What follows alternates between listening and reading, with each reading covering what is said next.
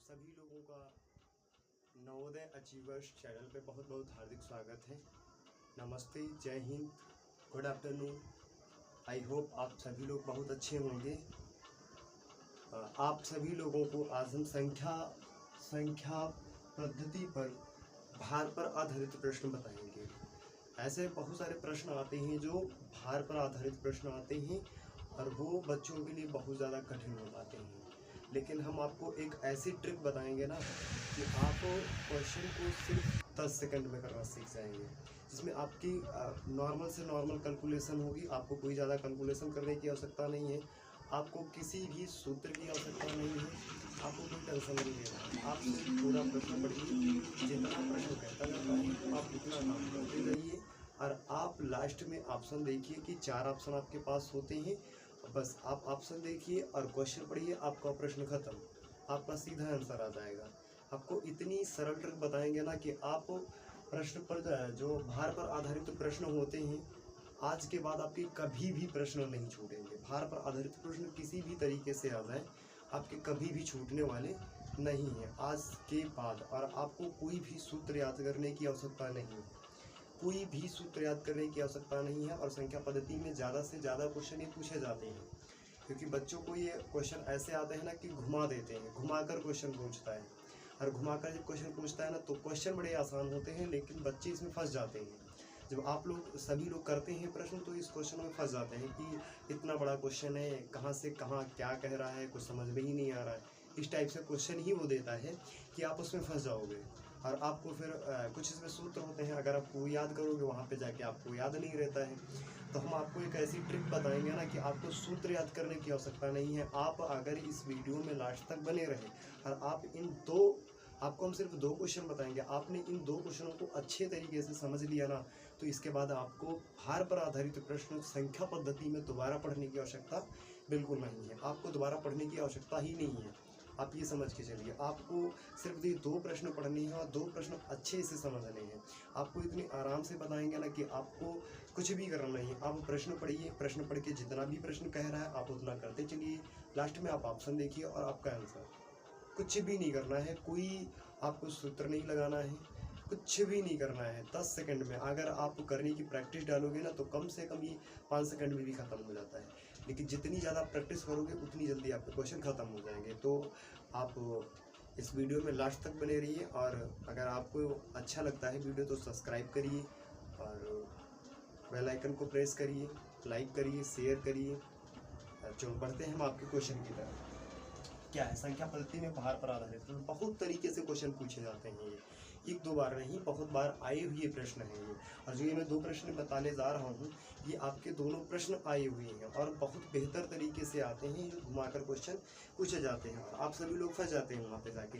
लेकिन मैं गारंटी लेता हूँ कि आज के बाद अगर आप इस वीडियो को ढंग से पूरा देख लिए और समझ लिए तो भार पर आधारित प्रश्न आपके लिए चुटकियों में करना हो जाएगा। आप सिर्फ 5 सेकंड में ख़त्म कर देंगे प्रश्न को। तो चलो अब स्टार्ट करते हैं। क्या कह रहा है? पुस्तकों के 3 बंडल, पहले बंडल का भार दूसरे बंडल के भार से 4 किलोग्राम कम है। क्वेश्चन को समझो कह क्या रहा है। कहता है पुस्तकों के 3 बंडल है। तो पहली बात प्रश्न आप पढ़िए आराम से। प्रश्न जितना कहता है आप प्रश्न उतना ही करते चलिए, आपका आंसर आराम से आ जाएगा। देखो प्रश्न कह रहा है कि पुस्तकों के 3 बंडल हैं, तो भाई 3 बंडल बना लो। चलो ये पहला बंडल हो गया, ये दूसरा बंडल हो गया और ये तीसरा बंडल हो गया। किसी को कोई दिक्कत, कोई समस्या, कोई किल्लत, कुछ भी समस्या नहीं है। जो कह रहा है प्रश्न वही कर रहे हैं। प्रश्न ने ही कहा है कि पुस्तकों के 3 बंडल, तो 1 बंडल, 2 बंडल, 3 बंडल। मैंने मान लिया कि ये पहला बंडल हो गया, ये दूसरा बंडल हो गया और ये तीसरा बंडल हो गया। ठीक है। कह रहा है पहले बंडल का भार दूसरे बंडल के भार से 4 किलोग्राम कम है। देखो क्वेश्चन को समझो। कहता है जो पहले बंडल का भार है, जो पहले बंडल का भार है वो दूसरे बंडल के भार से क्या है? 4 किलोग्राम है। तो पहले बंडल का भार मतलब ये वाला, ये पहले बंडल का भार कैसा है? दूसरे बंडल के भार से 4 किलोग्राम कम है। इसका मतलब अगर हम सपोज करो इसका x किलोग्राम मान लेते हैं, इसका x किलोग्राम मान लेते हैं, तो इससे क्या कर लेंगे? इसका 4 कम कर लेंगे।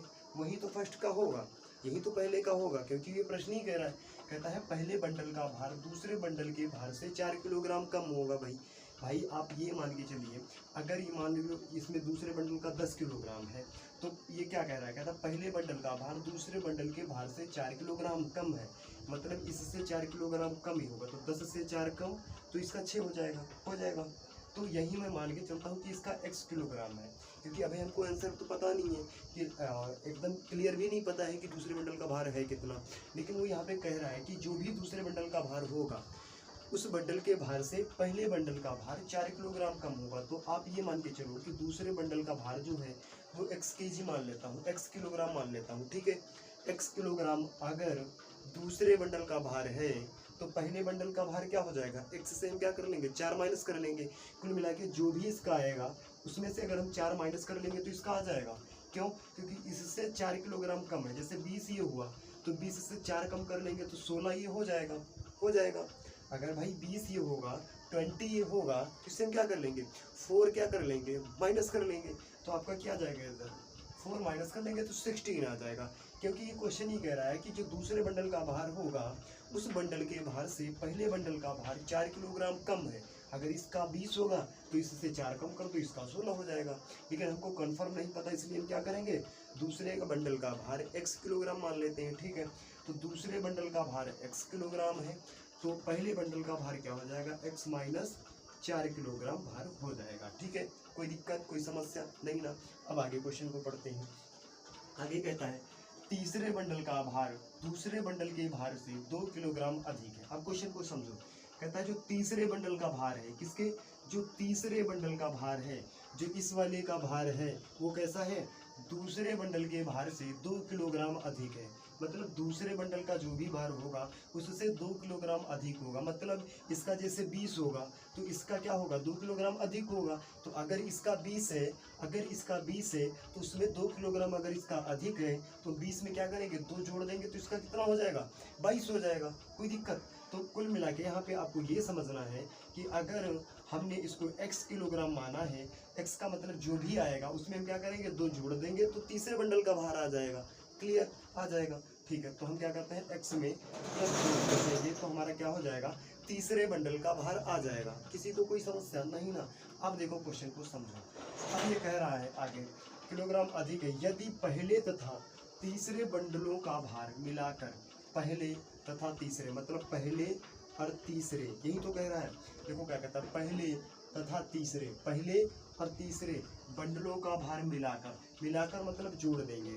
किसको, पहले और तीसरे बंडल को, पहले तथा तीसरे बंडलों का भार मिलाकर कुल भार कितना है, 10 किलोग्राम। मतलब ये कहता है कि जो भी पहले बंडल का भार होगा और जो भी तीसरे बंडल का भार होगा उसको हम जोड़ देंगे तो कुल भार कितना हो जाएगा, 10 किलोग्राम हो जाएगा। कितना हो जाएगा, 10 किलोग्राम भार हो जाएगा। किसी को कोई दिक्कत नहीं ना, ठीक है। 10 किलोग्राम भार हो जाएगा। तो हम आप सपोज करो यहाँ पे अगर हम किसी का यहाँ पे कुछ भी रख लेते हैं, किसी का कुछ भी रख लेते हैं और फिर हम ट्राई करते हैं, तो आप सीधे ऑप्शन पे देखो, ऑप्शन पे देखो। बस आपको ये समझना है कि इन दोनों को जोड़ने पे आपका 10 किलोग्राम भार आना चाहिए। आप यहाँ से कोई भी ऑप्शन उठा लो। सपोज करो हम लास्ट से उठा लेते हैं, जैसे 6 मान लेते हैं। किसका पूछा है, x का। आप मान लो x का मान लेता हूँ 6 किलोग्राम भार है, इसका 6 किलोग्राम भार है, तो इससे 6 4 कम ही हो जाएगा। तो 6 से 4 कम मतलब पहले वाले का कितना हो गया, 2 हो गया। तीसरे वाले का कितना हो जाएगा, 6 में क्या कर देंगे, 6 में 2 जोड़ देंगे। क्या कर देंगे भाई, 6 में 2 जोड़ देंगे। क्यों, क्योंकि इससे ये 2 अधिक है, तो इसका कितना हो जाएगा, 8। अब देखो जो क्वेश्चन कह रहा था पहले और दूसरे को, पहले तथा तीसरे को मिला लो तो 10 किलोग्राम भार होना चाहिए। तो पहले तथा तीसरे को हमने मिलाया तो कितना हुआ, 2 और 8 कितना हो गया, 10 हो रहा है क्या। अगर हो रहा है तो आपका आंसर क्या हो जाएगा, 6 किलोग्राम हो जाएगा। किसका, तो दूसरे बंडल का भार। तो इसका भार कितना हो जाएगा आपका, 6 किलोग्राम हो जाएगा। किसी को कोई दिक्कत नहीं ना।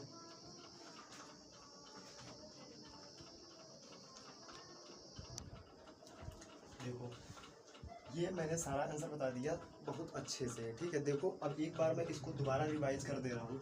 ये कहता था पुस्तकों के 3 बंडल हैं, तो एक बंडल, 2 बंडल, तीसरा बंडल। समझ गई, पहले बंडल और दूसरा बंडल और तीसरा बंडल। जहाँ पे आपको समझ में नहीं आता आप बोल सकते हो, ठीक है। किसी भी कोई दिक्कत आपको नहीं है, आप पूछ सकते हो वहाँ पे, ठीक है। तो पुस्तकों के 3 बंडल थे, पहला बंडल, दूसरा बंडल और तीसरा बंडल, ठीक है। तो हम 3 बंडल मान लेंगे। कहता है दूसरे बंडल का भार 4 किलोग्राम कम है। पहले बंडल का भार कैसा है, दूसरे बंडल के भार से 4 किलोग्राम कम है। तो भाई ये पहले ही कह रहा है कि पहले बंडल का जो भार होगा वो दूसरे बंडल के भार से कैसा होगा, 4 किलोग्राम कम होगा। तो हम क्या करेंगे, अगर हम चलो मान लेते हैं कि दूसरे बंडल का भार जो होगा वो x किलोग्राम होगा, ठीक है। तो अगर इसका x किलोग्राम होगा तो x से क्या कर लेंगे, 4 कम कर लेंगे तो पहले बंडल का भार आ जाएगा, ठीक है। अगला कहता है कि तीसरे बंडल का भार दूसरे बंडल के भार से 2 किलोग्राम अधिक है। मतलब जो तीसरे बंडल का भार होगा वो दूसरे बंडल के भार से कैसा होगा, 2 किलोग्राम अधिक होगा अधिक, ठीक है। तो हम क्या करेंगे, जैसे इसका हम जब x मान ही लिए हैं तो जो भी x का मतलब जो भी इसका आएगा, मुझे नहीं पता x मतलब जो भी यहाँ पे आएगा उसमें क्या कर देंगे, 2 जोड़ देंगे तो क्या आ जाएगा, तीसरे बंडल का भार आ जाएगा। कोई समस्या नहीं ना, ठीक है। अब ये कहता है कि यदि पहले तथा तीसरे बंडलों का भार, बंडलों का मिलाकर कुल भार कितना है, 10 किलोग्राम है। ये कहता है पहले और तीसरे बंडलों के भार को अगर हम मिला देंगे तो टोटल भार हमारा कितना आ जाएगा, 10 किलोग्राम आ जाना चाहिए। ये वाला टोटल कितना आना चाहिए, 10 किलोग्राम। कब, जब हम पहले और तीसरे बंडल का भार जोड़ेंगे तो कितना आना चाहिए, 10 किलोग्राम आ जाना चाहिए, ठीक है। कोई समस्या। अब आगे यह कहता है कि तो दूसरे बंडल का भार बताओ, किसका, दूसरे बंडल का। मैंने आपको बताया था जिस बंडल का भार पूछे ऑप्शन में से उठा के उसी की जगह पे रख दो, क्योंकि जब दूसरे बंडल का भार उसने पूछा है तो ये जो 4 ऑप्शन है इसमें से कोई ऑप्शन तो दूसरे बंडल का होगा ही, होगा कि नहीं होगा, बोलो भाई, होगा ना, हाँ होगा। तब हम क्या करेंगे, यहाँ से आपको कोई भी ऑप्शन उठा के यहाँ पे रख लेना है। मान के चलो जैसे हम मान लेते हैं कि 6 होगा, मैंने यहाँ से माना कि 6 होगा, ठीक है। तो इसने क्या कहा था, जितना भी दूसरे वाले का आएगा उससे हम 4 कम कर लेंगे। तो 6 से जब हम 4 कम कर लेंगे तो कितना बचेगा, 2 बचेगा नहीं बचेगा। और यहाँ क्या कह रहा था कि दूसरे बंडल के भार से 2 किलोग्राम अधिक है। तो अगर इसका 6 है तो इसका कितना हो जाएगा, 6 में 2 जोड़ देंगे तो कितना हो जाएगा, 8 हो जाएगा। अब आगे इसने एक और अपनी शर्त दिया था, कह रहा था कि जो पहले और तीसरे बंडल के भार को जोड़ेंगे तो कितना आना चाहिए, 10 किलोग्राम आना चाहिए। तो अब देखो क्या आ रहा है, तो पहले बंडल का भार 2 किलोग्राम, तीसरे बंडल का भार 8 किलोग्राम, दोनों को जोड़ो क्या 10 किलोग्राम हो रहा, तो 8 और 2 10 किलोग्राम हो रहा है। इसका मतलब दूसरे जो बंडल का भार है वो कितना होगा, 6 किलोग्राम होगा। भाई बोल दिया करो आप लोग, 6 किलोग्राम भार होगा, ठीक है। किसी कोई समस्या, इस क्वेश्चन में किसी को कोई दिक्कत आएगा, भार वाला क्वेश्चन आएगा, कोई समस्या। 3 बंडल कहे 3 बार बना लो, 4 बंडल कहे 4 बार बना लो, 5 बार कहे 5 बार बना लो। जिसका जितना कम कहे उसका उतना माइनस करते जाओ, जिसका जितना ज़्यादा कहे उसमें उतना प्लस करते जाओ, ठीक है। देखो अगला क्वेश्चन कर रहे हैं, आप लोग हमको बताते चलोगे कि हम क्वेश्चन में क्या करेंगे, ठीक है। बोलो ठीक है भाई। राजेश का भार राम के भार से 5 किलोग्राम है, क्या है ये मैंने लिखा ही नहीं है। राजेश का भार राम के भार से कैसा है, कम होगा, क्या होगा भाई, किलोग्राम कम है, ठीक है। बोल दिया करो आप लोग, कोई दिक्कत नहीं है, ठीक है। राजेश का भार राम के भार से कैसा है, 5 किलोग्राम कम है। तो हम क्या करेंगे भाई, जो भी राजेश का भार होगा वो क्या करेंगे, राम के भार से कम है। तो मान लेता हूँ यहाँ पे राजेश है और यहाँ पे राम है और तीसरा व्यक्ति कौन है, नेहा है। तो नेहा को भी मान लो जरा, तीनों लोग हो गए, ठीक है। किसी को कोई दिक्कत।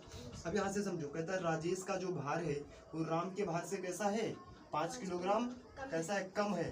तो ये कहता है राम के भार से, मतलब इनके भार से ये कैसा होगा, 5 किलोग्राम कम होगा। जैसे मानो अगर हम इसका 20 माने तो इसका कितना होगा, कितना होगा, इसका 15 होगा, क्योंकि भाई इससे 5 कम है। और अगर इसका हम 50 मानते हैं तो इसका कितना होगा, 45 होगा कि नहीं। लेकिन हमें इसका भार तो पता नहीं है, तो हम क्या करेंगे, इसको x मान लेंगे। क्या करेंगे, x मान लेंगे। तो x से मतलब जितना, x का मतलब जितना भी होगा उससे हम क्या कर लेंगे, 5 कम कर लेंगे तो राजेश का आ जाएगा। किसी को कोई दिक्कत नहीं ना। अब देखो आगे बढ़ते हैं, आगे क्या कह रहा है, 13 किलोग्राम कम है तथा नेहा का भार राम के भार से 3 किलोग्राम अधिक है। मतलब इनसे 3 ज्यादा है, किसका ज्यादा है, नेहा का। अगर इनका 20 होगा तो इनका कितना होगा, अगर भाई इनका 20 होगा तो इनका कितना होगा, 23 होगा। क्यों, क्योंकि इनसे इनका 3 ज्यादा है। अगर इनका 50 है तो इनका कितना होगा, अगर इनका 50 है तो इनका कितना होगा, अरे हम चिल्ला किस लिए रहे हैं भाई? इनका 50 होगा तो इनका कितना होगा? 53 होगा। क्यों? क्योंकि इनका 3 ज्यादा है। तो ये बात मानो, x का मतलब जो भी इनका आएगा उसमें हम क्या कर देंगे? 3 जोड़ देंगे। मतलब x में क्या कर देंगे? 3 जोड़ देंगे या 3 जोड़ देंगे तो किसका आ जाएगा? नेहा का आ जाएगा। जितना x की वैल्यू होगी उससे हम क्या करेंगे? 5 माइनस कर लेंगे तो राजेश का आ जाएगा। किसी को कोई दिक्कत यहाँ तक नहीं? अब देखो इसने पूछा क्या है, कहता है तीनों का कुल भार कितना है? 103 किलोग्राम। मतलब ये कहता है अगर हम राजेश और राम और नेहा तीनों लोगों के क्या है भार को अगर हम जोड़ देते हैं तो टोटल कितना आ जाना चाहिए? 103 किलोग्राम आ जाना चाहिए। ठीक है, कब? जब राजेश और राम और नेहा तीनों लोगों को क्या कर देंगे? तीनों लोगों के भार को जोड़ देंगे तो कितना आ जाना चाहिए? 103 किलोग्राम आ जाना चाहिए।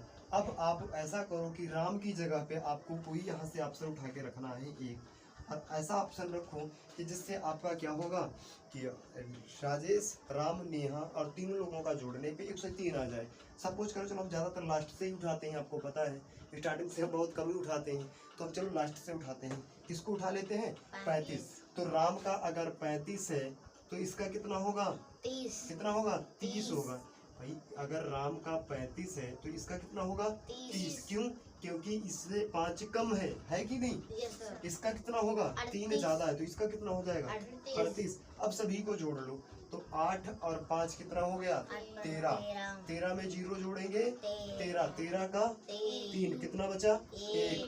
3 और 3 6, 6 और 3 9, और 9 में 1 जो बचा था उसको जोड़ देंगे 10। क्या तुम्हारा 103 kg आ गया भाई? आ गया। इसका मतलब हमने यहाँ पे ऑप्शन रखा था ना, तो किसका पूछा था? राम का। तो राम का पूछा था, राम का कितना होगा? 35। अगर हमारा ये 103 नहीं आता तो क्या ये 35 सही होता? नहीं होता। अगर हम यहाँ पे कोई और ऑप्शन उठा के रखेंगे तो आपका 103 आएगा ही नहीं, और अगर 103 नहीं आएगा तो इसका मतलब राम का वो है ही नहीं। क्यों? क्योंकि उसने पहले ही कहा है कि तीनों का जोड़ के जो आना चाहिए वो कितना आना चाहिए? 103 आना चाहिए। ठीक है, किसी को कोई दिक्कत है बताओ? भार वाले क्वेश्चन में किसी को कोई दिक्कत? 3 बंडल 4 बंडल किसी लड़के का, किसी व्यक्ति का पूछे कि पहले व्यक्ति का इतना भार है, दूसरे व्यक्ति के भार से इतना कम है, किसी को कोई दिक्कत? भार वाले क्वेश्चन से किसी को कोई समस्या नहीं होनी चाहिए, और ना ही हमको लग रहा है कि अब आने वाले क्वेश्चन में किसी को कोई समस्या होगी भाई? किसी को कोई समस्या? भार वाले क्वेश्चन में किसी को कोई समस्या? अब समस्या होगी नहीं। मैंने बताया था, अगर बताने में मुझे इतना टाइम लग रहा है, अगर आप लोग इसको रिपीट करोगे ना 2 से 3 बार, इस वाले वीडियो को जाके ना आप कम से कम 3 से 4 बार देखना। सभी लोग समझ में आया है? जब इसको 3 से 4 बार आप देखोगी तो आपको आपके माइंड में एक क्वेश्चन बैठ ही जाएगा बिल्कुल कि इसमें क्या सर कर रहे हैं, कहाँ से कितना कर रहे हैं, कहाँ से कितना माइनस कर रहे हैं। और 3 से 4 बार देखने पे फ्री छोड़ देना, और उसको बाद में आप शाम के टाइम फिर इसको रिवाइज करना। क्वेश्चन को आपके बुक में क्वेश्चन है, किसी को कोई समस्या नहीं है, ठीक है? क्वेश्चन को लिखना और फिर ये क्वेश्चन को लगाना, फिर नहीं लगता है तो फिर एक बार रिपीट करना। जब तक इस क्वेश्चन को आप अपने दिमाग में बिल्कुल बैठा मत लेना, तब तक छोड़ना ही मत, क्योंकि ऐसा क्वेश्चन बहुत बार क्वेश्चन पूछा जाता है आपके नवोदय में। ये संख्या पद्धति का क्वेश्चन है और ऐसा क्वेश्चन घुमा के ही पूछता है, और ये इसमें बहुत लड़के घूम जाते हैं क्योंकि समझ में नहीं आता कि इस क्वेश्चन का किसका कम किसका ज़्यादा कह रहा है, तो समझ में नहीं आता है। ठीक है, तो हम इसमें ख़त्म कर रहे हैं इस क्वेश्चन को, इस चैप्टर को समाप्त कर रहे हैं। किसी को कोई दिक्कत? किसी को कोई दिक्कत? भार वाले क्वेश्चन में कोई समस्या अगर हो तो बताओ, बताया जाए। किसी को कोई समस्या नहीं ना, तो बढ़ते हैं अगली क्लास में। आपको आते हैं अगली क्लास में लेके 2 क्वेश्चन आपको अगली क्लास में मिलेंगे। ठीक है, 2 क्वेश्चन आपको अगले क्लास में लेके मिलेंगे जो किसी न किसी चैप्टर पर आधारित होंगे और आपको एक बेहतरीन लेवल के ही क्वेश्चन कराएंगे। ठीक है, कोई दिक्कत? ठीक है।